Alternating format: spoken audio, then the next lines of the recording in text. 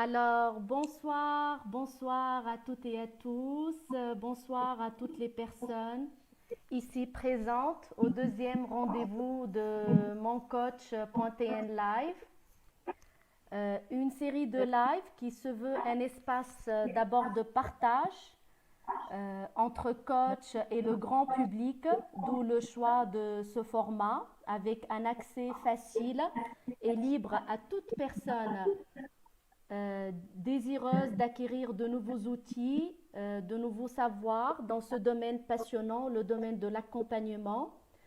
Vous pouvez alors assister directement au live sur la page Facebook de moncoach.tn et interagir avec nos invités en laissant vos commentaires, en posant vos questions.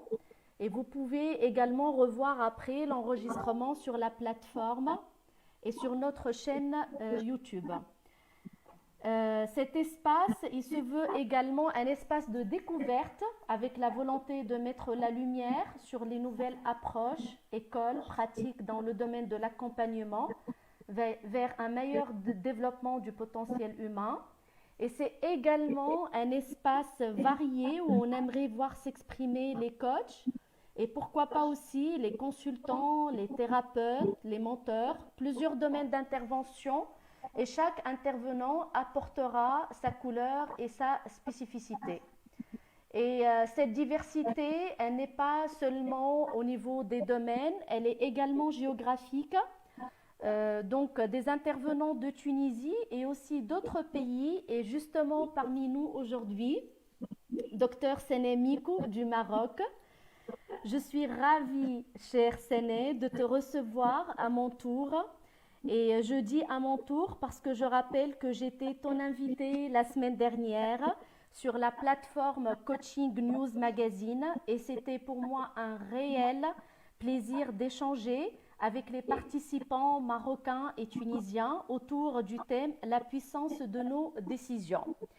Et c'est encore un plaisir de créer à travers ce live une autre occasion pour installer des ponts entre nos deux communautés passionnées par le métier du coaching et de tout ce qui peut être au service du développement du potentiel humain. Alors, je suis vraiment contente de te présenter à notre communauté, très cher Sané. Et Bonsoir. bonsoir, bonsoir. Voilà. Bonsoir la Tunisie, bonsoir mes chers amis tunisiens. Et c'est un réel honneur pour moi d'être ton invité, cher ami Saoussane. Et je souhaite à mon coach.tn, à ta plateforme, un merveilleux rayonnement, beaucoup de succès. Et comme je l'ai déjà dit, cher ami, nous partageons les mêmes valeurs. Nous souhaitons vulgariser le métier de coach et être une aide à la décision, car aujourd'hui, plusieurs écoles de coaching, plusieurs coachs sur le marché. Comment choisir le bon coach? Comment choisir celui qui me convient en tant que personne? Donc, c'est pour cela que j'ai créé donc le magazine coachingnews.ma où plusieurs coachs écrivent pour nous et je serais ravie de recevoir aussi des coachs tunisiens et qu'ils puissent participer à cette belle aventure. Et justement, donc voilà, tout à fait. Et je vais donc te présenter à nos chers coachs tunisiens et à la communauté tunisienne. Tu es directrice du cabinet Coaching Insight, formatrice et coach certifié ICF PCC. Tu es spécialisée en coaching de carrière et de leadership, consultante en images de marque personnelle et tu es à la base docteur et chercheur en physique quantique. Et comme Exact. tout à fait, et comme tu viens de le préciser, tu as initié la publication du premier webzine marocain Coaching News Magazine, dédié à l'univers du coaching et du développement du potentiel humain, dont tu es la directrice. Tu as organisé également des lives de solidarité pendant la période de confinement au Maroc, et ça s'appelle Rising Up Together, destiné au grand public, justement toujours dans la continuité de cette idée de répandre la culture du coaching. Et aussi, tu es l'organisatrice du Coaching Summit, un événement 100% live qui s'est étalé sur 5 jours. 5 jours. C'est tout. C'est énorme. Alors, avec 18 intervenants. Bravo. Ben, écoute, c'était un merveilleux sommet pour une première dans le Maghreb et en Afrique du Nord, parce que il y avait une équité des genres, il y avait autant de femmes que d'hommes coachs, et il y avait autant de nationaux que d'internationaux. Donc le défi a été relevé. Avec Et là, succès. et le 20 et le 21 mars prochain, nous lançons un week-end pour célébrer les femmes. Et donc, avec aussi plus d'une dizaine de coachs femmes, c'est 100% femmes, Ouais, mais bienvenue aux hommes parce que ils pourront, ça sera l'occasion pour les hommes de nourrir leur partie féminine. Hein. Même si on est dans un corps d'homme, nous avons à l'intérieur de nous cette partie féminine qui a besoin d'être nourrie et de vivre en harmonie avec notre partie masculine. Et de la même manière, une pour les femme femmes. a en elle cette partie masculine et c'est cette harmonie qui fait que nous arrivons à vivre et à exprimer notre plein potentiel. Tout à fait. Donc, tu organises, comme tu viens de le dire, le 20 et le 21 mars, l'événement Né pour briller. J'ai adoré le titre. J'ai trouvé qu'il est très beau, qu'il est très optimiste à l'image du thème de ce soir. Tout à fait. Alors, et le thème justement de ce soir, c'est optimisme et résilience pour un mental en or. Et pour te céder rapidement la parole, je précise juste que dans ta présentation, tu m'as précisé que tu allais parler de l'impact de notre mindset sur nos résultats, de la différence entre optimisme et résilience, des différentes composantes de la résilience et de ta recette, très cher Séné, pour avoir un mental en or et bien plus encore.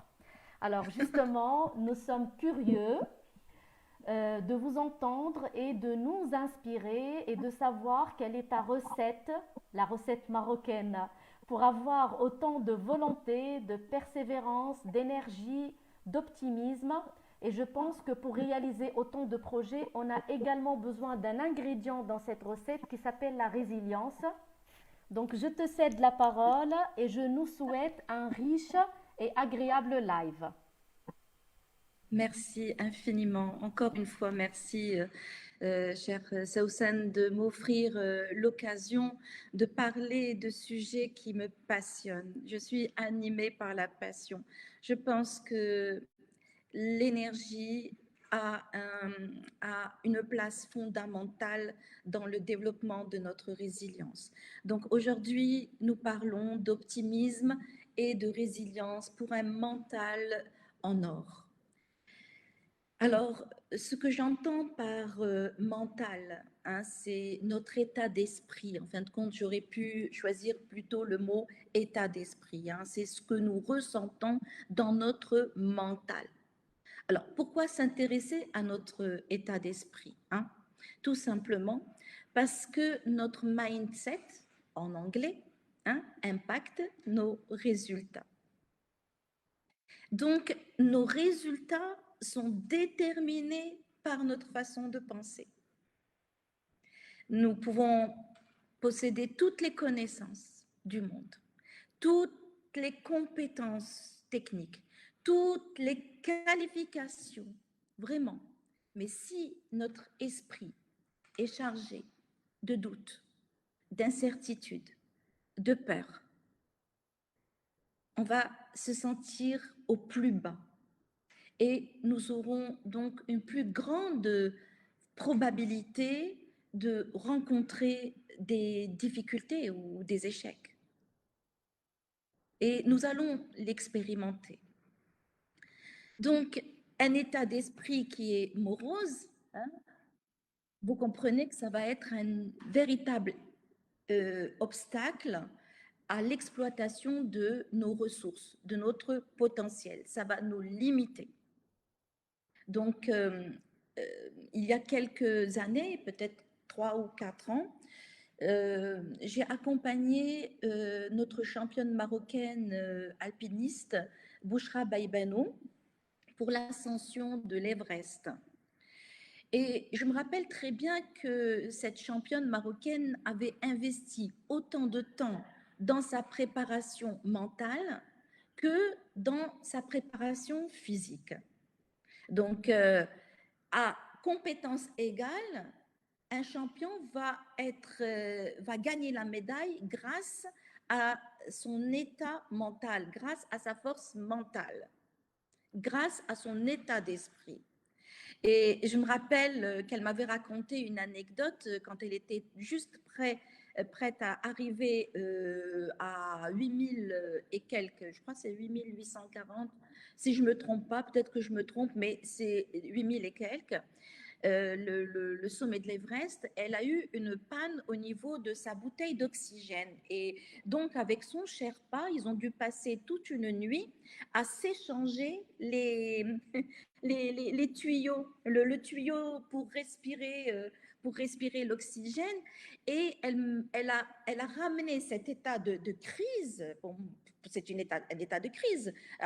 On manque totalement d'oxygène. Hein. On est dans un état de survie quand on est à 8000 mètres sans oxygène. C'est très dangereux pour le corps. Alors, au lieu de sombrer dans la crise, et face à cet imprévu, à cette difficulté, eh ben, elle s'est mise à faire appel à son humour. Et vraiment, ce tempérament d'humour l'a aidé aussi à dépasser cet imprévu et cette crise.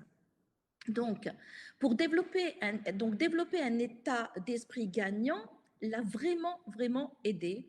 Et donc, à faire face à un environnement très rude. Hein, si vous connaissez l'Himalaya, moi, je l'ai connu jusqu'au camp de base. Hein. Je suis arrivée au camp de base et je suis retournée donc à Katmandou. À pied et on a fait à peu près plus d'une dizaine de jours de marche pour arriver au camp de base. Et donc, pour faire face à cet environnement qui est rude et à des conditions climatiques extrêmes, elle a réussi à faire face à l'adversité et elle a réussi à relever le défi de l'ascension de l'Everest. Et c'était véritablement un réel exploit. Donc, vous comprenez que la préparation mentale chez les plus grands sportifs n'est pas laissée au hasard, elle n'est pas laissée au second plan, du tout. Et ça se fait avant l'événement. Avant la compétition, on se prépare. C'est comme ça qu'on développe la résilience. Il y a un avant-résilience, c'est-à-dire qu'on se prépare. Il y a un moment où on se prépare à vivre une difficulté ou une crise ou vivre un chaos. On se prépare mentalement. Donc la préparation mentale va jouer une place prépondérante dans le programme d'un champion. Et vous savez, ce que font les coachs, eh ben, ils préparent des champions. Tous nos clients, nous les appelons des champions. Un entrepreneur est un champion, un leader est un champion. Pour nous, nos clients sont de réels champions. Et donc, vous comprenez que ce que nous pensons va agir sur ce que nous faisons et va déterminer ce que nous allons obtenir comme résultat. Donc, notre état d'esprit est composé de notre état interne. En fin de compte, je vais passer du mot mental, mindset, état d'esprit et tout court, on va dire état, notre état interne ou manière d'être encore mieux parce que manière d'être parce que le corps et l'esprit ne forment qu'un seul système et ils sont interconnectés et que en agissant sur notre corps, on peut agir sur notre esprit et notre état d'esprit va agir aussi sur notre corps et donc notre mental va agir sur notre comportement. Tout est lié. Donc, nos actions vont conditionner nos résultats. Et plus nous allons opter pour des comportements positifs, et mieux seront nos résultats. Donc, c'est très important de faire attention à notre façon de penser parce que elle va déterminer ce que nous allons obtenir comme résultat. Réfléchissez à un moment, par exemple. Quand nos pensées sont joyeuses, qu'est-ce qui se passe? Eh bien, on se sent joyeux. Et comment on va agir? On va agir avec beaucoup d'enthousiasme, de créativité et de détermination, comme ce qu'on est en train de faire là aujourd'hui. Je suis joyeuse de partager avec vous quelques informations autour de ce sujet. Je suis joyeuse. Et c'est contagieux. J'espère que mon enthousiasme va traverser des milliers de kilomètres et va vous atteindre. Et si nous pensons toujours à l'échec, qu'est-ce qui va se passer? Eh bien, nos pensées vont induire des émotions de crainte. Nous allons être craintifs et nous allons échouer sans doute. Et nous allons adopter donc des comportements qui viendront confirmer nos pensées. Si je pense que je ne vais pas réussir, que c'est trop tard pour moi, que je ne mérite pas de réussir, eh bien, nos comportements vont venir confirmer ces pensées. C'est ce qu'on appelle les autoprophéties autoréalisatrices et c'est un cercle vicieux qui mérite d'être brisé. En fin de compte, nous construisons notre réalité de bout en bout. Le problème n'est pas le problème. Le problème, c'est comment je perçois ce problème et comment je vais faire face à ce problème et quelle est la représentation que je me fais de ce problème à travers mes cinq sens, à travers mes systèmes de perception. Donc la réalité n'est pas la réalité, c'est notre réalité et nous pouvons la modifier parce que nous pouvons modifier notre représentation de la réalité. Nous la construisons et on peut la modifier. C'est ce que nous dit la programmation neurolinguistique. Donc, si vous pensez bonheur, vous serez heureux. Pensez succès et vous réussirez. Mais il ne suffit pas que de penser et que cette pensée nous traverse l'esprit comme un nuage. Il faut se répéter cette pensée jusqu'à qu'elle devienne notre vérité, qu'elle devienne une croyance. Et là, elle va devenir une conviction. Et dès qu'elle va devenir une croyance, une conviction, j'aurai plus de chances de la matérialiser. La question aujourd'hui est, pouvons-nous créer un état d'esprit particulier à chaque fois que nous le voulons? Par exemple, créer un état d'esprit gagnant pour un sportif. Est-ce qu'on peut créer un état d'esprit de génie tactique pour un joueur d'échecs? Est-ce qu'on peut créer un état d'esprit de précision, par exemple, pour un chirurgien? Est-ce qu'on peut créer un état de créativité pour un artiste? Est-ce qu'on peut créer un état de visionnaire pour un président ou un entrepreneur? Et est-ce qu'on peut créer tous ces états à la fois?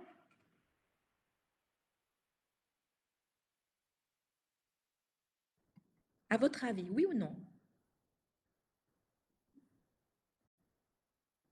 Je vous laisse y réfléchir.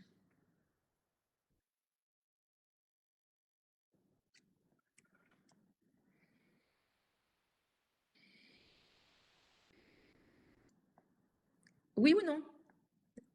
Sausen, Alors, j'attends nos encore des participants. réponses. Alors, j'ai des oui, j'ai des non. Non, j'ai pas. Alors, vos réponses? Moi, je dirais absolument oui. OK. Une personne optimiste ne peut que dire oui. Vous voyez combien de fois les optimistes disent oui? Être optimiste, c'est dire oui à la vie. Dire Alors, il y a oui. Najla Ben Yaflah qui dit oui si on y croit.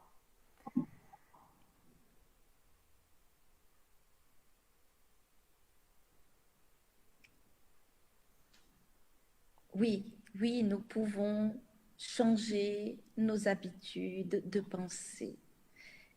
Penser positif est une habitude. Penser négatif est une habitude. Et les neurosciences nous ont montré qu'on peut apprendre de nouvelles habitudes grâce à la neuroplasticité de notre cerveau.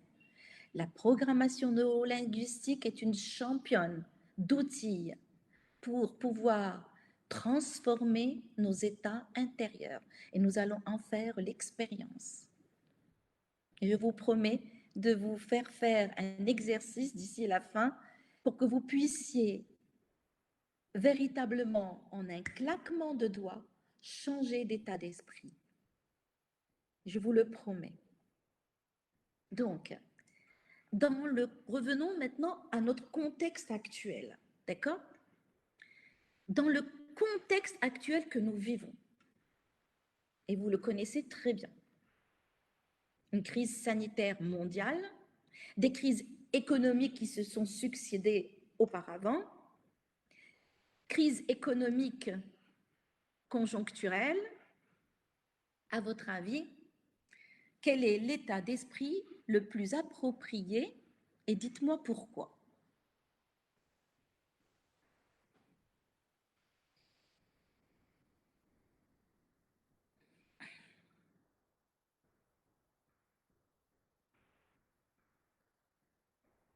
Quel est, à votre avis, dans le contexte actuel, l'état d'esprit le plus approprié et dites-moi pourquoi.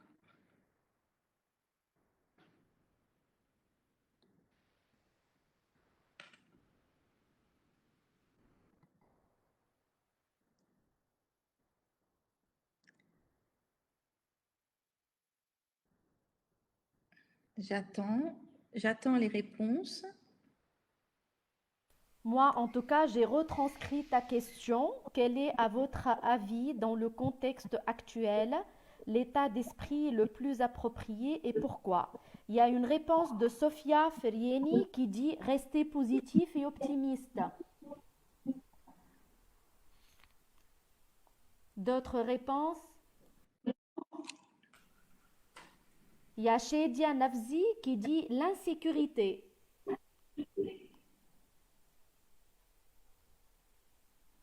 Oui, le contexte, je pense qu'elle veut dire que le contexte actuel est caractérisé par l'insécurité. Oui. Donc, quel est l'état d'esprit le plus propice pour faire face à la situation actuelle? Alors, d'autres interactions, il y a Nouri Gerfel qui dit optimisme et vigilance. Ça, c'est très très important. Il a ajouté vigilance. Monet qui dit chercher des opportunités adaptées au contexte. Oui. Il y a Pour les trouver, Leslie aussi pour qui les trouver, confirme, qui dit ça dépend du contexte. Il y a toujours cette notion de contexte et d'adaptabilité au contexte. très bien. Pour trouver des opportunités, on est ici dans le comportement. Vous comprenez, on est dans l'action. Trouver des opportunités, c'est une résultante d'un état d'esprit. Pour aller chercher ces opportunités, nous devons être dans un état d'esprit particulier. Donc nous allons voir. D'abord, qu'est-ce qui caractérise notre contexte actuel? On parle de, on parle de monde VUCA. Je ne sais pas si vous avez déjà entendu parler de cet acronyme. Hein? Notre monde aujourd'hui est volatile, complexe, incertain et ambigu. Et ce monde, aujourd'hui, des fois, nous manquons énormément d'informations pour prendre des décisions. Et ça peut nous mettre en état d'inquiétude, d'anxiété, d'ennui, un état simplement de stress. Et dans cet état de stress, il est très difficile de construire des solutions créatives, innovantes pour faire face à ces challenges que nous vivons au quotidien. Donc, il est très important de comprendre que dans ce monde-là, on va devoir développer un mindset résilient, développer notre résilience, parce que nous sommes véritablement tordus, déformés par les événements difficiles que nous vivons. À chaque fois, nous sommes tordus. Et la résilience, elle vient de la physique des matériaux. On parle de résilience pour un matériau. C'est sa capacité à reprendre sa forme initiale après avoir reçu un choc. Et c'est ce qui se passe pour nous en tant qu'êtres humains. Nous recevons des chocs et cette fois-ci de plus en plus rapide. Vous voyez, le changement est devenu de plus en plus rapide. À peine on a intégré un changement qu'un nouveau changement que nous devons faire encore face à un nouveau changement. En sachant que notre cerveau, qui aime les choses habituelles et connues, chaque changement est perçu comme une menace. Donc, on a besoin de développer un état d'esprit pour calmer toutes ces émotions qui peuvent nous bloquer dans nos actions et dans nos choix et dans notre innovation et dans l'atteinte de notre potentiel. Donc, le stress, nous vivons des moments de stress. Et le stress peut être plus ou moins élevé. Et notre niveau d'adaptabilité peut être plus ou moins grand. Peu de stress et peu d'adaptabilité, bon, c'est le calme, il n'y a pas de problème. Mais peu d'adaptabilité avec un niveau de stress élevé, c'est de l'anxiété. Forte capacité d'adaptation avec un niveau de stress perçu moyen à faible, on est dans notre zone de confort.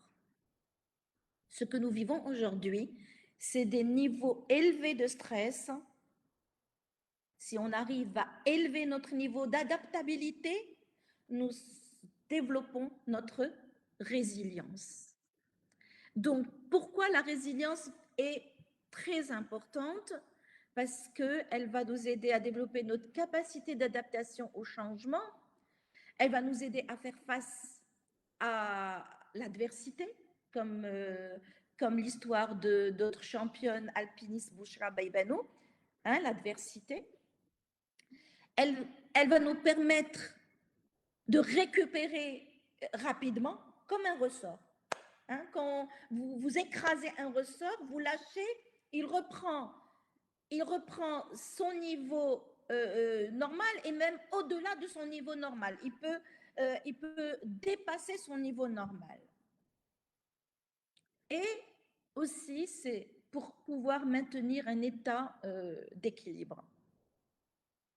Je vais vous dire une citation de Amit Sood qui dit « La résilience est la force que vous utilisez pour soulever la charge de la vie. » Mais c'est à nous de voir de considérer la vie comme une charge ou de la considérer comme un mystère. C'est un autre état d'esprit.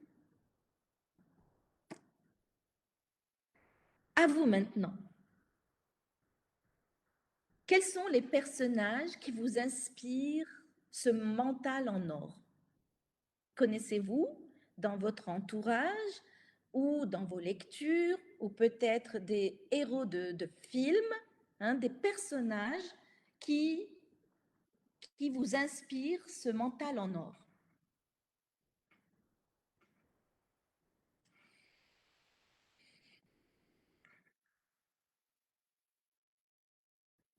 Y a-t-il des réponses? J'attends.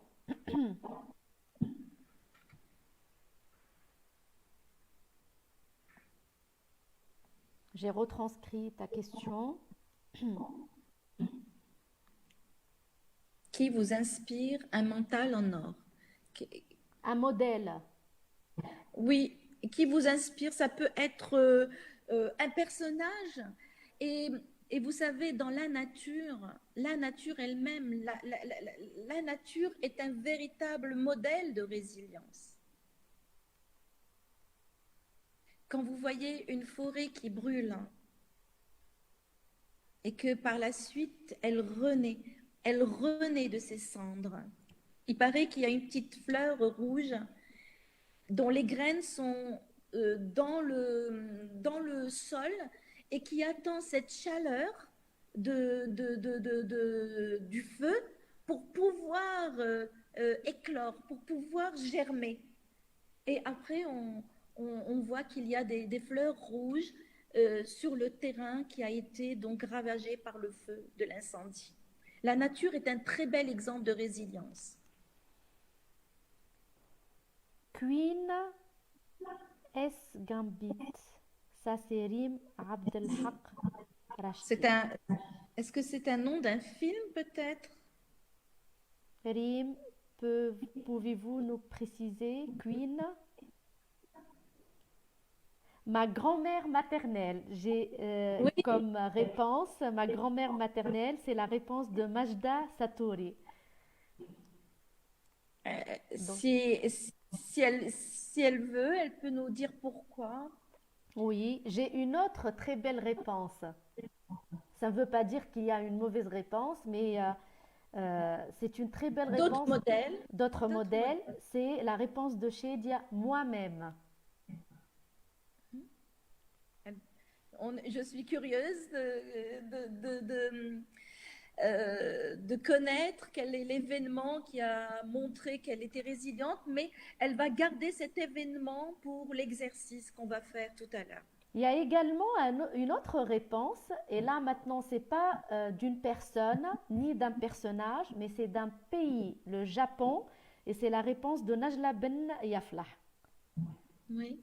C'est au niveau individuel, au niveau collectif, au niveau d'un pays, au niveau d'une entreprise. Il y a des entreprises qui sont résilientes. Oui, Je ne sais pas pour faire de la publicité, mais par exemple, Zara est connue comme entreprise résiliente. d'accord.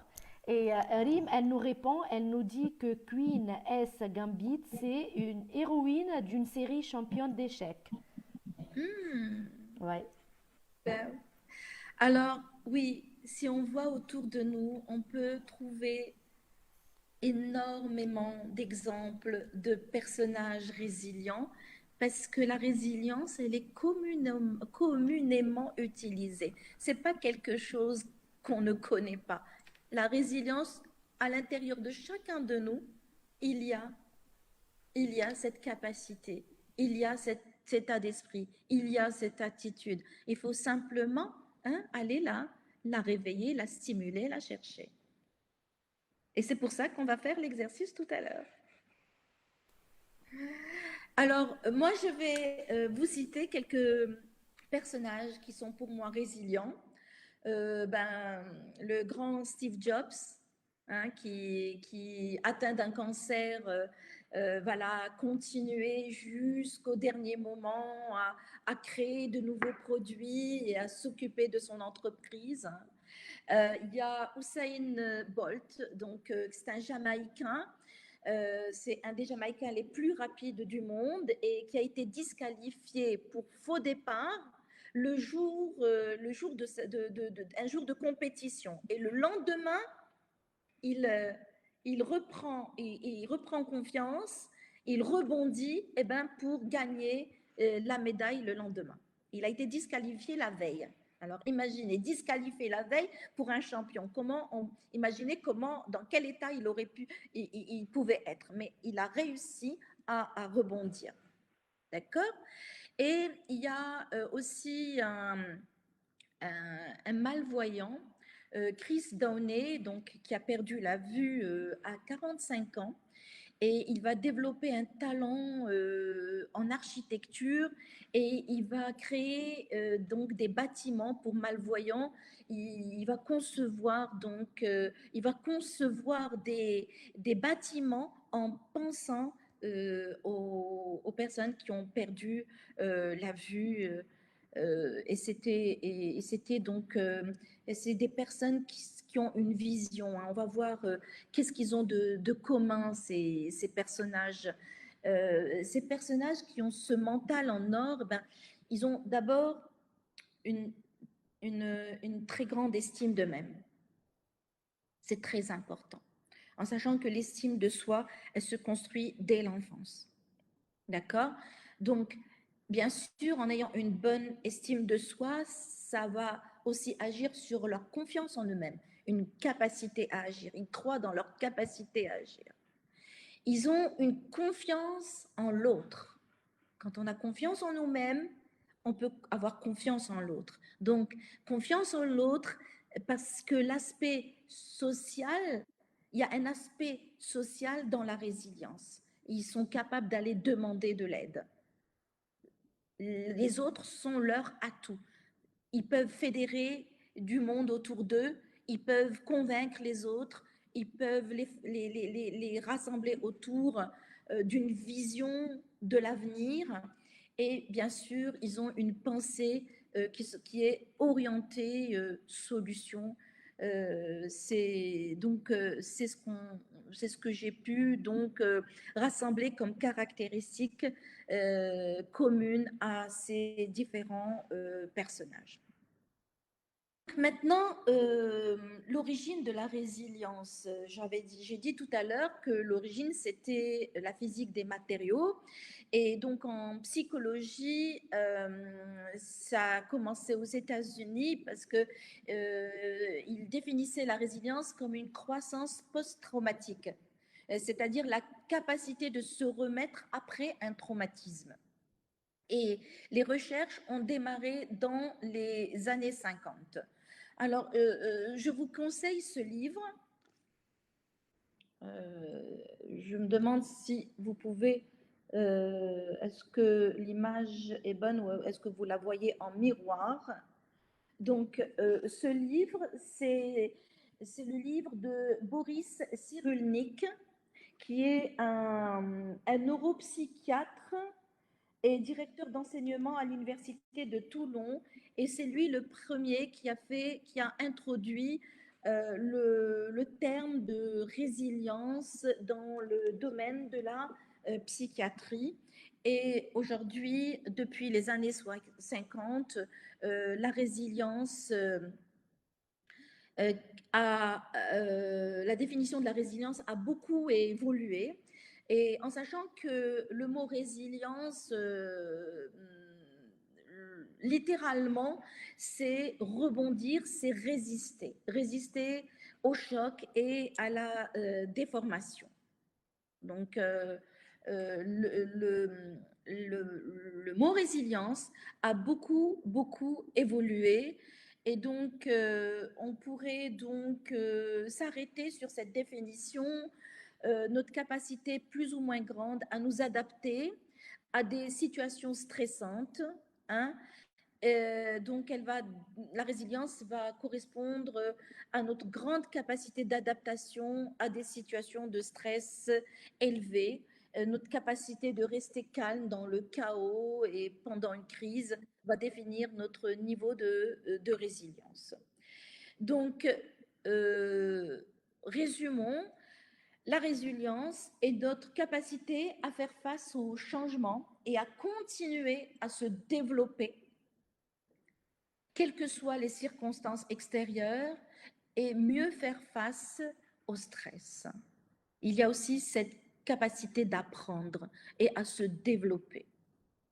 Et si j'avais le temps, je pourrais faire un parallèle entre le travail du coach et cette capacité de résilience, parce que le coaching, effectivement, est un espace de développement et qui agit vraiment sur le niveau de résilience des personnes accompagnées. Aujourd'hui, dans le domaine professionnel, la résilience va avoir surtout, elle va, elle va plutôt nous parler plutôt de notre capacité à gérer les stress et donc à maintenir un niveau de performance élevé et de s'épanouir malgré un environnement stressant. Donc, si vous avez des questions, n'hésitez pas à les laisser dans vos commentaires. Nous serons là pour y répondre à la fin de cette présentation. Il y a juste Lisley qui demande encore une deuxième fois le titre du livre, s'il te plaît. Oui, alors c'est Boris Cyrulnik. Alors Boris Cyrulnik,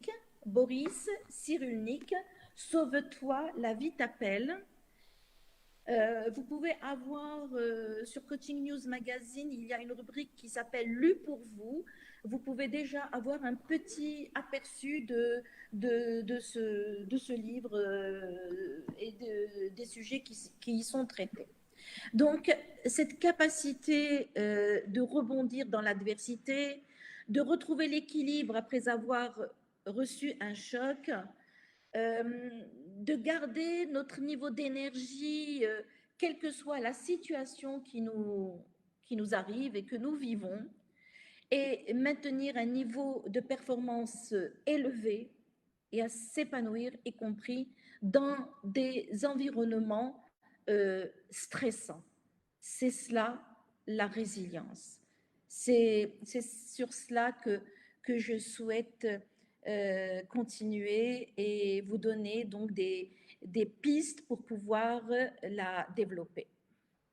Les caractéristiques, comme je vous ai dit, des gens résilients, en plus de ce que je vous ai listé tout à l'heure par rapport à Steve Jobs, Usain Bolt, et donc il y a d'autres caractéristiques. Eh bien, écoutez, par définition, les gens qui sont résilients, c'est des personnes qui vont résister aux effets des difficultés et des échecs. Ce sont des personnes qui vont en tirer des apprentissages. Hein, et c'est des personnes qui n'ont pas peur de recommencer, qui vont tomber et se relever, qui vont tomber et se relever. Ils n'ont pas peur ils n'ont pas peur d'échouer, ils n'ont pas peur de l'échec. Bien au contraire, pour eux, l'échec est perçu comme une opportunité pour se développer et apprendre.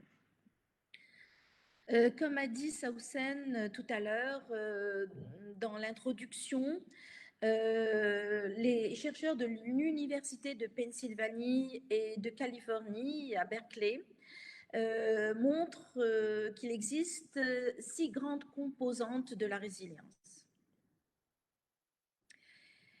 La première, c'est une meilleure conscience de soi. La deuxième, c'est l'autorégulation. La troisième, c'est l'optimisme. Vous voyez, l'optimisme est une composante de la résilience. La quatrième, c'est notre agilité mentale. C'est être flexible, c'est avoir de la souplesse. Hein? La cinquième, et elle est très bien détaillée par la psychologie positive, c'est les forces de caractère. Chacun de nous, il y a 24 forces de caractère et chacun de nous on a à peu près 2 ou 3 forces de caractère dominantes sur lesquelles nous pouvons nous appuyer pour développer notre résilience. Et la 6e, je vous l'ai déjà dit, il y a un aspect social dans la résilience, c'est notre capacité à nous connecter aux autres. On va faire une petite différence entre optimisme et résilience en sachant que l'optimisme, être optimiste, est une des composantes de la résilience. Alors, quelqu'un qui est optimiste face à une difficulté, il va se dire, mais qu'est-ce que je peux créer? État d'esprit de créativité. Et quand je dis créer, ne pensez pas au tableau qui est derrière moi, faire une belle peinture. Il n'y a pas que les artistes qui sont créatifs. Mais créer, c'est créer une nouvelle façon de penser, créer de nouveaux comportements, créer de nouvelles routines, créer de nouvelles habitudes. C'est ça, créer. On peut créer à plusieurs niveaux. Les personnes résilientes, eux, eh ben, ils ont toujours un plan B. Comme tout à l'heure, avant de démarrer, Saoussen me disait, c'est une preuve que c'est une personne résiliente. Elle m'a dit, eh ben, écoute, s'il y a un souci de connexion ou si la plateforme Meet ne fonctionne pas, réfléchissons à un plan B. Donc, nous avons réfléchi ensemble à un plan B. Preuve que nous faisons preuve que nous sommes des personnes résilientes. Mais effectivement, la résilience a un seuil. Ça dépend de l'enjeu et du niveau de stress que nous vivons dans la situation. Là, nous sommes en train de nous faire plaisir. L'enjeu n'est pas énorme. Donc, on peut dire qu'on est résiliente, mais bon, que ça ne demande pas un niveau de résilience très, très, très élevé. Donc, donc, tout à l'heure, je vous ai donné les caractéristiques des gens résilients. Maintenant, je vais vous donner les caractéristiques des gens optimistes. Donc, les gens optimistes ont de l'audace. Ils osent. Et les gens optimistes sont courageux. Et les gens optimistes, ils vont savoir transformer les idées négatives, les dialogues internes négatifs, ils savent les transformer. Ils vont remédier à ces idées qui nous détruisent, hein, qu'on peut avoir sur nous-mêmes ou sur les autres ou sur la situation. Donc, ils ont cette capacité de transformer les dialogues, le dialogue interne négatif. Donc, peut-être que les gens peuvent confondre optimisme et manque de réalisme. Hein, non, être optimiste, ça ne veut pas dire manquer de réalisme. Les gens optimistes sont très ancrés dans la réalité, sauf qu'ils ont cette capacité d'aller chercher le positif dans cette réalité ou de transformer les aspects positifs en les aspects négatifs en aspects positifs. Parce que nous avons une tendance naturelle, notre cerveau a une tendance naturelle de pointer le négatif. C'est ce qu'on appelle les biais de la négativité. Donc, l'optimisme, c'est un art d'anticiper favorablement les événements et croire en une issue positive des choses. Voilà. Et je vous assure que simplement croire qu'il existe une issue, qu'il existe une solution, d'être branché solution, ça nous aide déjà à aller de l'avant et d'avancer. Et Martin Seligman, qui lui est auteur du livre La force de l'optimisme, eh ben, il nous dit que nous pouvons donc apprendre à être optimistes. J'en viens à la dernière partie de cette présentation. Peut-on développer sa résilience ou peut-on développer un mental en or?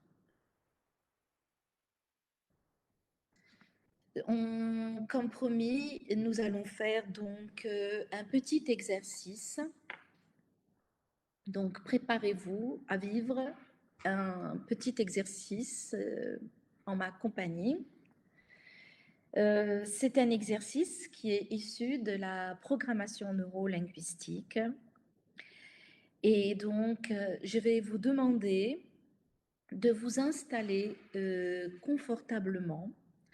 Faites en sorte de ne pas être dérangé et commencez à ressentir votre respiration, le contact de votre corps avec le siège sur lequel vous êtes présentement assis.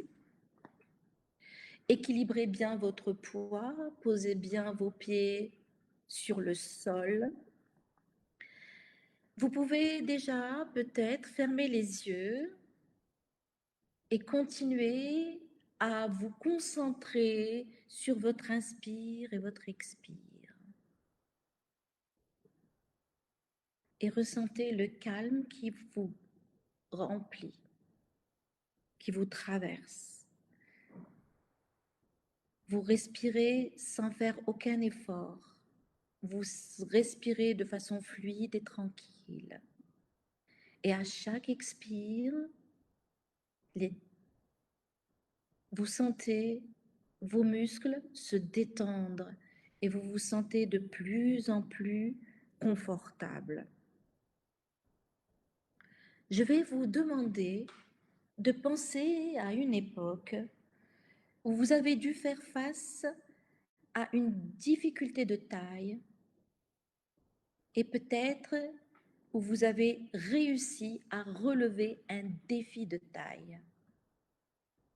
Pour les personnes qui auraient des difficultés à retrouver un souvenir, rappelez-vous, nous avons tous appris à lire et la première fois, ça n'a pas été quelque chose de facile, la lecture. Ça n'a pas pu être un automatisme avant que ça n'ait été pour nous des moments peut-être difficiles où nous devions faire des efforts pour apprendre à lire. Et rappelez-vous peut-être les moments où vous avez commencé à marcher. Il paraît qu'un enfant est tombé au moins 2000 fois avant de se mettre sur ses deux pieds. Nous avons tous en nous cette résilience. Alors, retrouvez cette expérience où vous avez réussi à faire face à une difficulté. Comment avez-vous réussi à la dépasser? Comment avez-vous réussi à relever le défi? Retrouvez ce souvenir, cette époque, ce moment, comme si vous le vivez maintenant. Revoyez bien l'image ou le film de cette scène. Et s'il s'agit d'un film que vous revoyez, je vous demanderai de synthétiser ce film sous forme d'une image qui puisse le résumer. Comme ça, vous avez une vue d'ensemble globale de cette situation. Vérifiez que vous êtes totalement associé. Vous ne vous voyez pas dans l'image. Il est important que vous ne vous voyez pas dans l'image. Vous êtes en train de vivre ce moment comme si c'était maintenant. Vous êtes dans la scène et vous y participez. Maintenant, et c'est ce qu'on appelle en PNL les sous-modalités, maintenant, vous allez détailler les couleurs de votre image.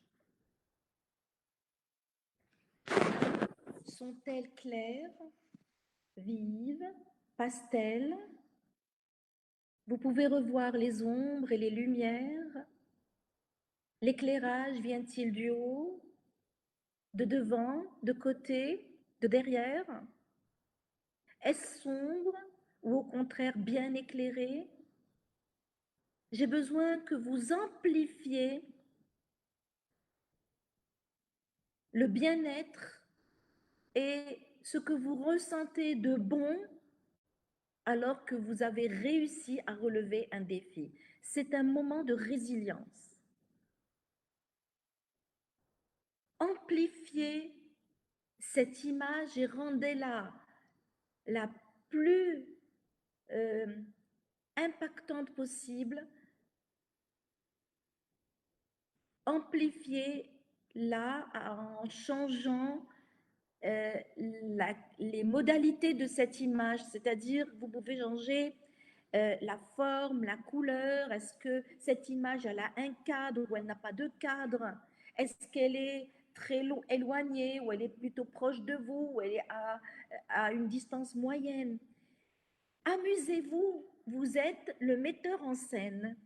Rendez cette image la plus euh, la plus belle possible, l'image qui va vous faire sentir cette résilience. Voilà, accentuer cet état de résilience en jouant sur les modalités de cette image.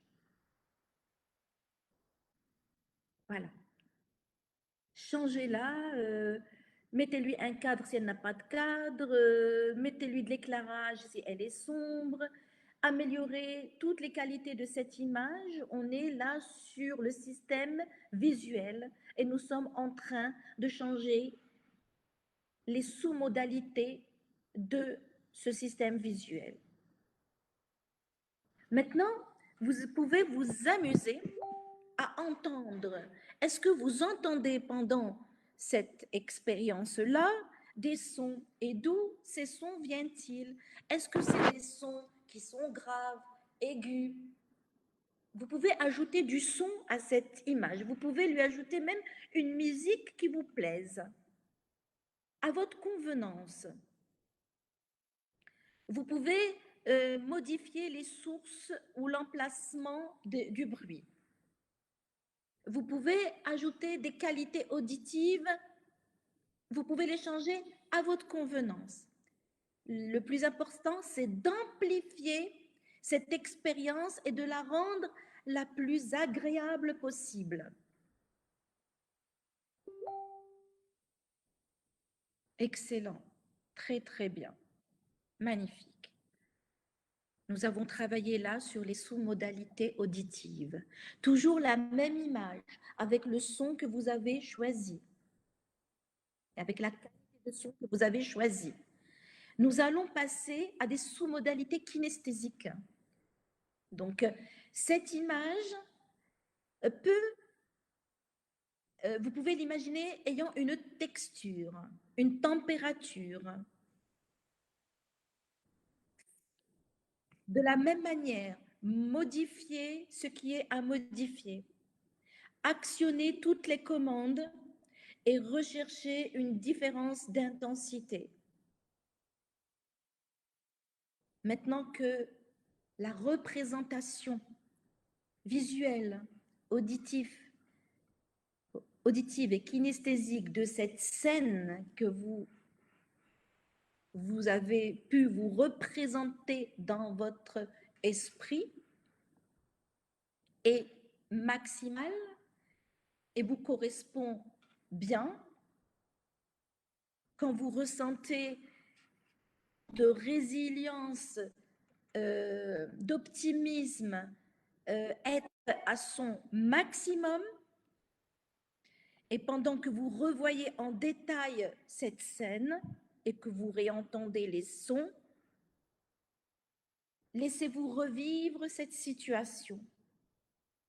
Concentrez-vous sur cette sensation. Éprouvez pleinement son effet à un endroit précis de votre corps. Ça peut être au niveau de votre poitrine, de votre ventre, de votre plexus solaire. Et quand vous sentez cette ressource, la résilience et l'optimisme, ces ressources vous envahir, vous emplir, traverser toutes vos cellules comme une énergie qui vous, voilà, qui vous traverse, quand vous sentez cette énergie arriver à son état ultime, vous allez faire un geste, ce qu'on appelle en PNL l'ancrage. Vous pouvez serrer fortement votre poing droit, ou vous pouvez prendre une encre auditive, dire optimisme, et vous le répétez. Vous pouvez choisir une encre qui sera facile à réactiver, un stimulus qui va vous aider à réactiver cet état à chaque fois que vous en avez besoin.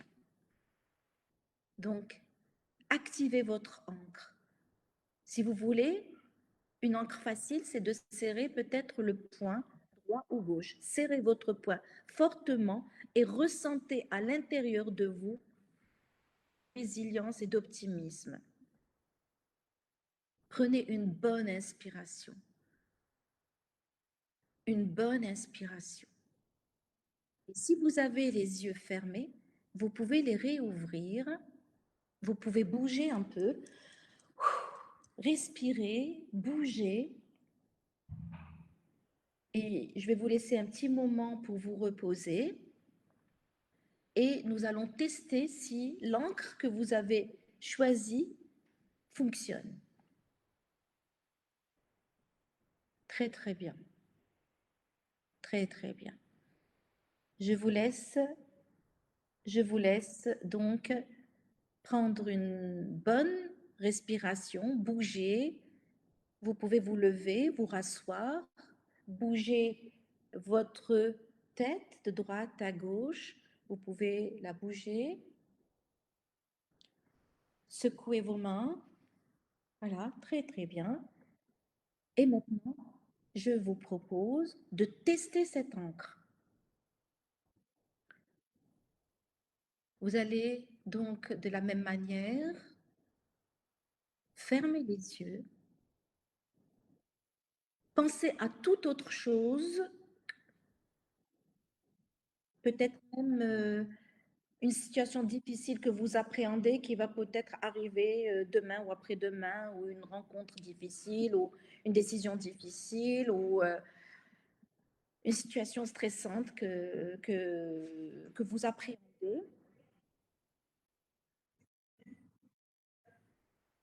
Et dans ce cas, vous allez tout de suite serrer votre poing et dire résilience ou répéter optimisme. Activez votre encre. Peut-être que votre encre, c'était de poser la main sur votre cœur. Activez cette encre et ressentez l'expérience de tout à l'heure dans votre corps. Et voyez comment la situation vous paraît différente en actionnant votre encre. Donc, c'est très important à chaque fois d'actionner votre encre parce que ça va devenir de l'ordre d'un automatisme que vous allez nouveau que vous allez installer, et à chaque fois que vous le souhaitez, vous pouvez activer cette encre pour vivre cet état de résilience et d'optimisme.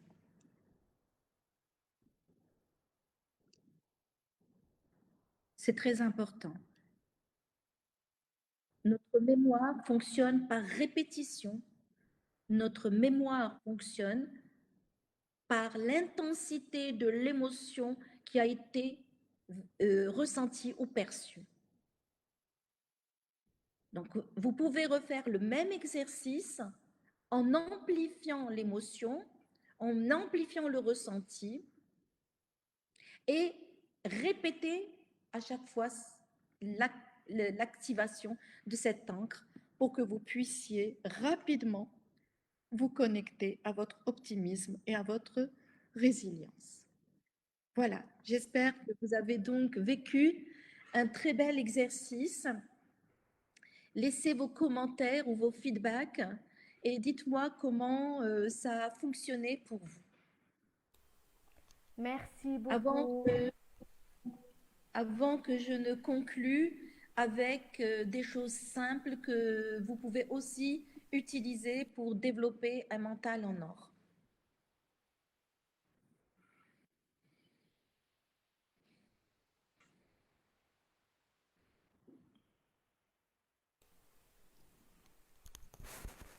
Merci beaucoup, merci cher Sané pour ta générosité, pour ce bel exercice qui est simple et en même temps puissant.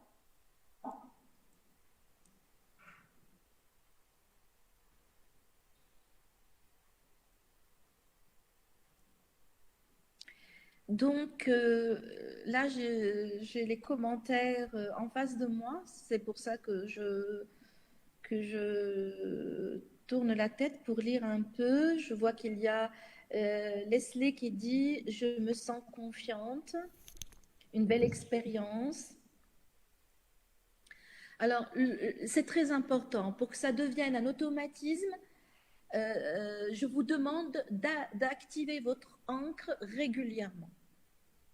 Faites-le pendant 21 jours au moins.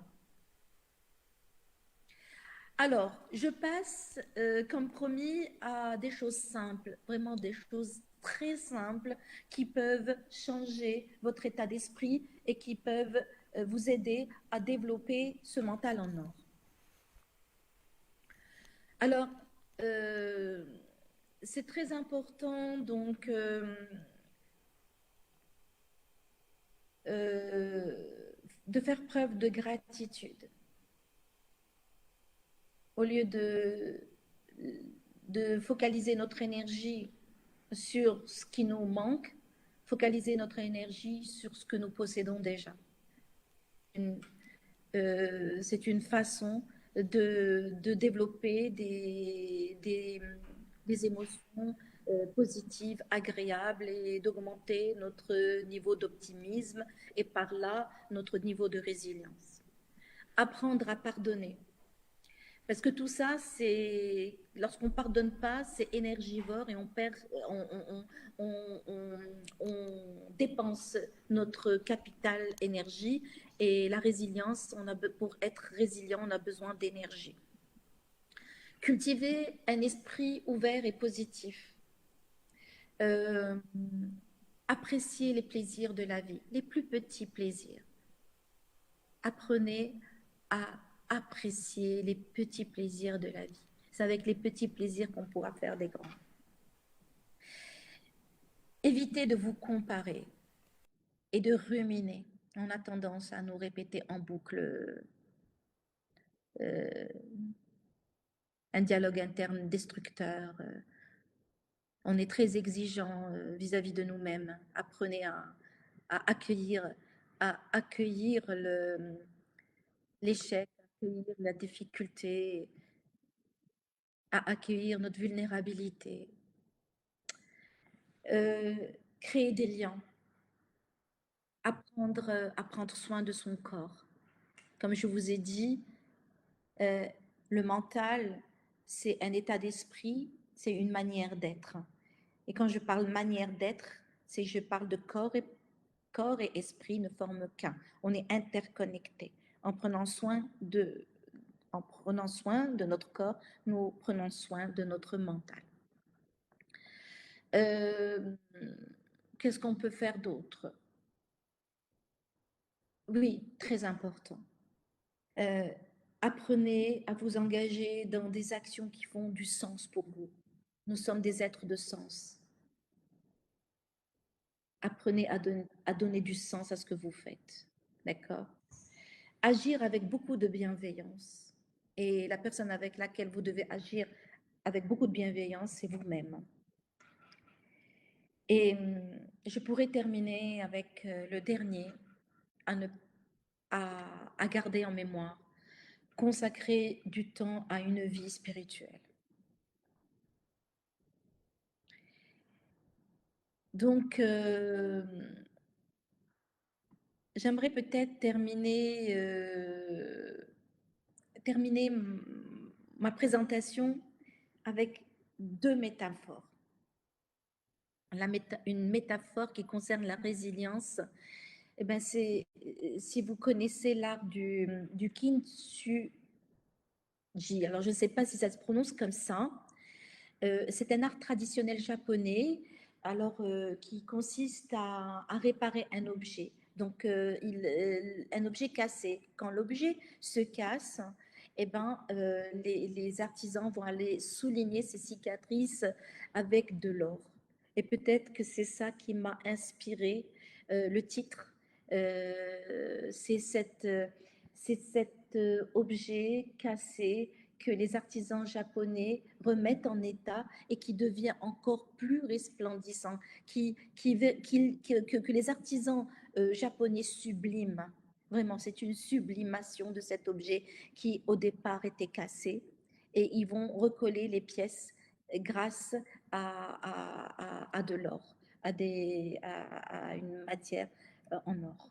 Et c'est l'idée qui me vient à l'esprit pour vous parler et pour conclure sur la résilience. Donc, je vais encore vous proposer un autre livre. Face au vent du changement, certains construisent des murailles, tandis que d'autres construisent des moulins. Et ça, c'est un proverbe chinois. Mais je vous conseille vivement de lire ce livre, Le petit traité de l'abandon de Alexandre Jolien. L'abandon, c'est pas de la résignation, c'est d'accepter ce qui est. Avec cela, nous réussissons à, à aller de l'avant et à transformer les situations difficiles en des opportunités de croissance et de développement personnel et professionnel. Merci pour votre attention. Merci encore une fois de m'avoir accueilli sur votre plateforme et j'ai été vraiment très heureuse de partager avec vous ce soir. Je suis disponible pour répondre à vos questions, donc à vous la parole. Et Moi, je toi, mais je vais t'entendais. devoir me répéter pour le live sur Facebook parce que il paraît que j'ai oublié mon micro fermé. Donc, je disais merci beaucoup pour ce partage, pour cette générosité, pour cette belle énergie, pour tous ces messages positifs et pour cette belle vibration et tous ces messages qui montrent que nous sommes vraiment maîtres de notre destin et que nous sommes capables de dessiner notre réalité, de dessiner notre vie. Et je disais que j'ai beaucoup aimé cette très belle métaphore de cette poterie qu'on va sublimer alors qu'elle s'est cassée. Donc au lieu de la jeter, on va la rendre encore plus valeureuse et plus jolie. Et merci beaucoup pour ta générosité, très cher Séné. J'ai une question pour toi de la part de Rim Abdelkhalak en rapport avec l'énergie et qui te pose la question suivante. Que pensez-vous des pratiques dites énergétiques telles que l'Access Bar par rapport au travail sur la résilience? Personnellement, je ne connais, j'ai entendu parler de cette méthode et je ne la pratique pas. Ce que je pratique plutôt, c'est l'hypnose humaniste qui est une hypnose d'éveil et qui permet un élargissement du champ de conscience et qui se base sur les dernières recherches ou découvertes de la physique quantique. Donc c'est pour ça, moi-même, chercheur en physique quantique, j'ai été sensible à cet outil. Tout est énergie. Tout est énergie. Une pensée est une énergie. Tout est vibration. Et on comprend qu'il y a des vibrations basses et des vibrations élevées. La joie, l'enthousiasme, des vibrations élevées. La tristesse, la peur, ce sont des vibrations basses. Donc, nous attirons vers nous les choses qui vibrent au même niveau que nous. Et donc, c'est très important. C'est pour ça que j'ai beaucoup insisté au début de cette présentation sur l'importance de nos pensées, sur le mindset. Oui, utiliser j'y crois. Moi, je crois à l'énergie. Je ne peux pas vous dire plus. Tous les outils énergétiques, j'y crois fortement. D'accord. Alors, merci beaucoup, Séné, pour ces éclairages. Il y a beaucoup de remerciements. Donc, Rim, elle est tout à fait d'accord avec toi. Elle confirme, elle te dit tout à fait. Elle t'envoie un très joli cœur. Merci, Rim. Euh, merci pour vos remerciements. Euh, Avez-vous d'autres questions avant de clôturer ce deuxième live avec notre invité Séné Mikou? Juste, je rappelle, Séné, tu es docteur, comme tu l'as dit, en physique quantique. Et je voulais justement profiter le temps que on reçoit des questions de la part de nos internautes, que la semaine prochaine, nous serons ravis de recevoir un coach qui va nous parler justement d'une approche quantique du coaching. C'est le Ah, magnifique. transurfing, tout à fait. Donc, avis aux curieux, soyez au rendez-vous le 17 mars, dans 2 semaines, pour découvrir cette nouvelle approche avec Blaise Magnona de Suisse Magnifique. ouais, qui va nous faire voyager dans son monde avec cette nouvelle Tout à approche fait. quantique du coaching. Oui, magnifique. Je suis impatiente de faire partie des participants et de voir le live avec vous. Merci beaucoup. Moi aussi, je suis impatiente et curieuse de voilà d'entendre Blaise et voilà de découvrir sa carte du monde. Ça promet justement d'être très très étonnant, innovant et intéressant. Voilà.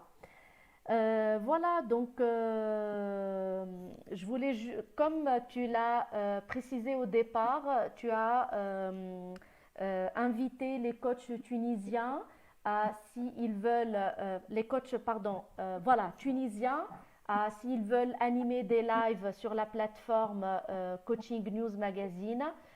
Moi également, j'invite tous les coachs, et tunisiens et marocains et de toute nationalité, s'ils souhaitent animer un live, donc il vous suffit de nous contacter. Je rappelle que c'est un espace qui est fait pour fédérer, communiquer et progresser ensemble. Voilà.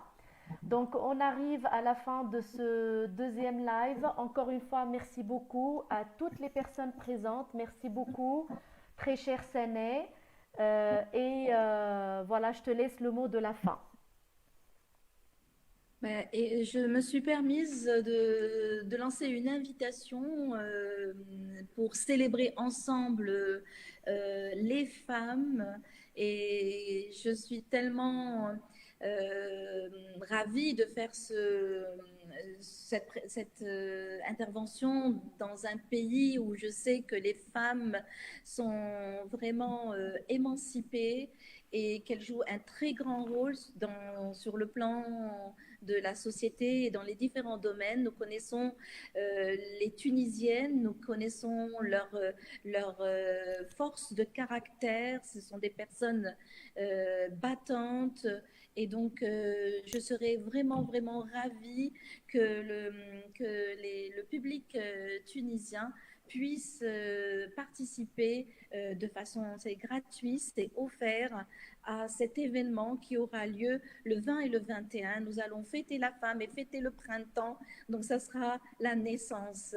Et sur ce, je vous dis encore merci et bon courage pour toutes les belles choses que tu fais, Sausen. Merci Bravo, beaucoup. bravo.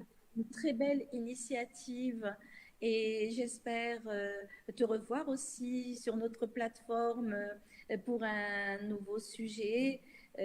Donc, vous êtes invité, si vous le voulez, aussi sur coachingnews.ma, sur Instagram, parce que nous faisons aussi des lives Instagram ou sur notre page, quand vous voulez.